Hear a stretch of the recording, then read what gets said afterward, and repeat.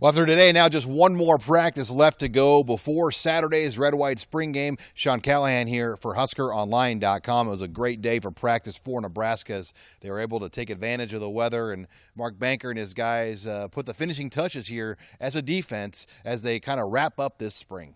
We had an opportunity to have no coaches on the field last Saturday, and we had plenty of corrections, when it was over.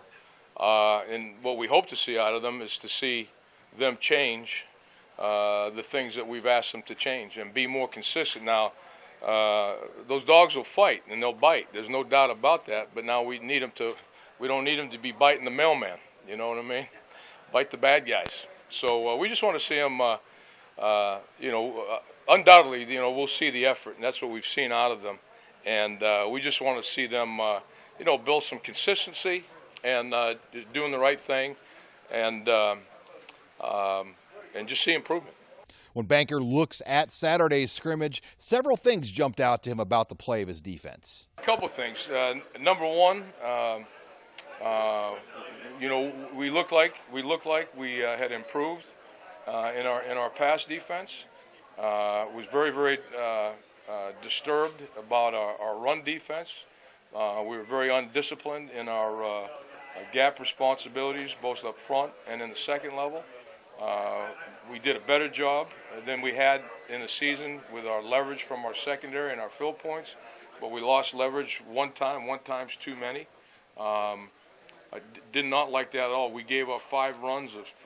There was 2 for 17, 1 for 10, and I think another one for somewhere in between there, about 14. The one position group, though, where Nebraska is going to be thin here on Saturday is in the secondary at cornerback. We will have 2 corners in the game on every play. Not to be a wise ass about it, but I mean, we'll put 2 guys out on the field that will do their responsibility. This spring, though, has allowed several of Nebraska's young defensive players to grow and develop with the reps they've received with Nebraska's top defensive units. It's been big, very big. Coach Brey's been showing us a lot, and I can honestly say, like I've said before, I've learned something every day. The boys, we just getting more confidence with each other, and it's just been fun. To just grow as a player and see how it is and see how where I am and where I need to be by fall. Just learning how to play with the ones.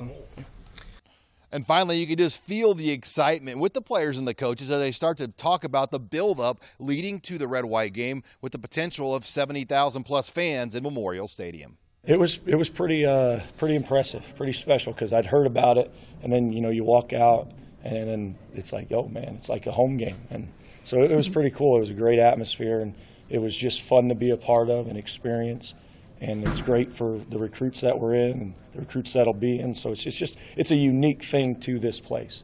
I think there was only one other program that had more people at the spring game, and then there was no one else even close. So it's a unique thing to Nebraska, and I think it's just a special thing that you can say is one of a kind.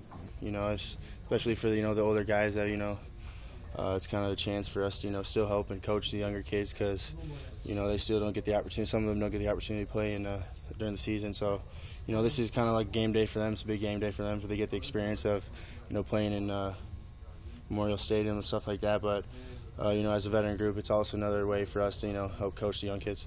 In other news, there's still no update on the status of defensive tackle Kevin Williams or defensive tackle Greg McMullen and their whereabouts here going forward. Mike Riley will talk on a Big Ten Conference spring call tomorrow afternoon. Reporting with the Nebraska football team here in Lincoln, I'm Sean Callahan for HuskerOnline.com.